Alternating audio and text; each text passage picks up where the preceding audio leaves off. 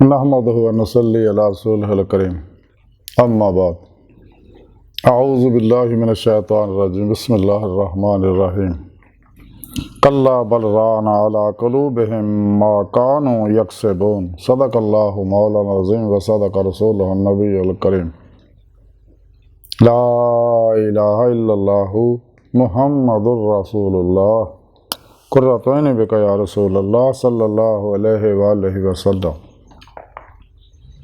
अस्सलातु वस्सलामु अलैका या सय्यदी या रसूलल्लाह व अला आलिका व सहाबिका या सय्यदी या हबीबल्लाह।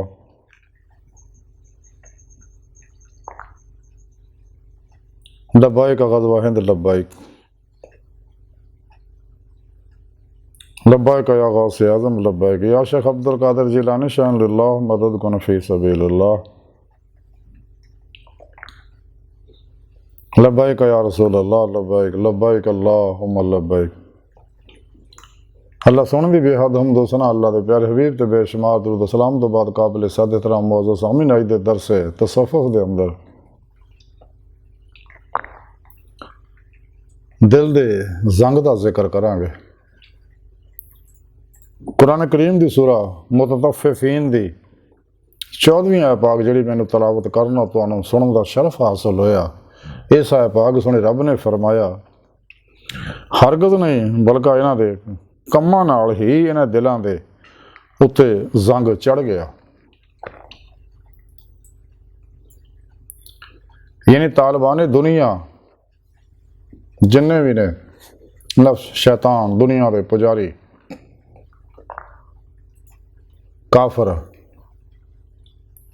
मुशरक बिदती गुमराह 72 जहनमी फिरके फिरकियां टोलियां जिन्हें अपने अपने तबलीगी निसाब बनाए ने कुरान और सुन्नत नूं छड्ड के।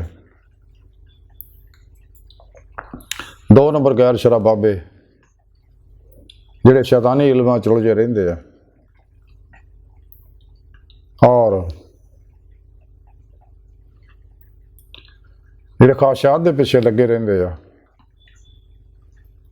उन्होंने बारे सुने रब ने फरमाया कि इन्हां दे बुरे अमाल की वजह नाल बद अमालियां की वजह नाल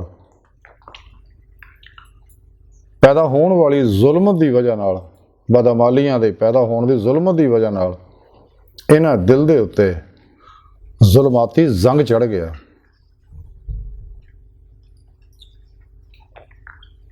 और जिहदी वजह नाल दिल इन्हां दे बीमार हो गए हैं और मुर्दा हो गए।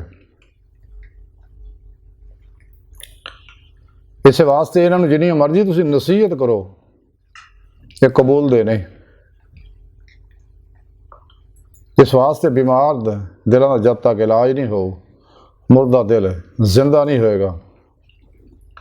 कदे भी सिरात मुस्तकीम ते चल के दीदे मौला दी नेमत हासिल नहीं कर सकता।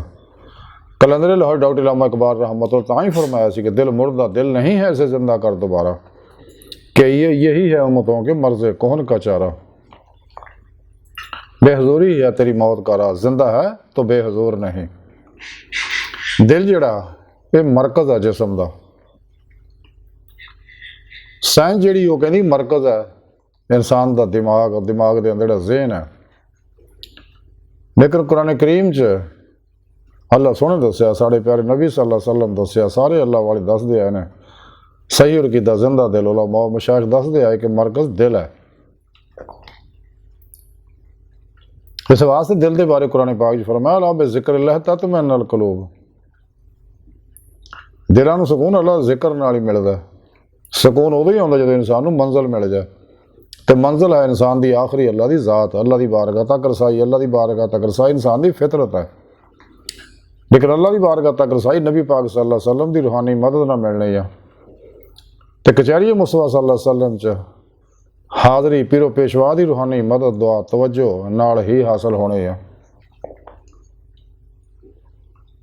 इस वास्ते इंसान को चाहिए कि ना मुर्दा ते गंदिया लोगों के परछावें तो लखां मील दूर भजे क्योंकि वो लोग आ जो रोज़े अलस्त जिन्हें अल्लाह सुने छड़ के बगावत कर सी कंडिया उत्ते तो बुला के सी कह के बाद पछताए भी सके।